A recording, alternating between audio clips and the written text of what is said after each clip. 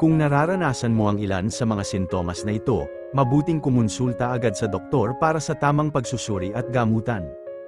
Ang mga sintomas ng diabetes ay maaaring kabilang ang 1. Madalas na pag-ihi, polyuria, palaging naiihi, lalo na sa gabi.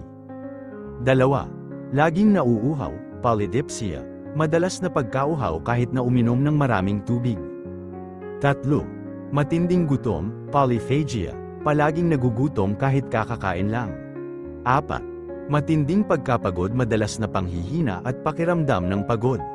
5. Malabong paningin, panlalabo ng mata o hirap sa malinaw na paningin. 6. Mabagal na paggaling ng sugat, mas matagal maghilom ang sugat kaysa sa normal. 7. Pangangalay o pamamanhid o pangangati ng kamay at paa. 8. Pagbabawas ng timbang, hindi maipaliwanag na pagbawas ng timbang kahit walang diet o ehersisyo.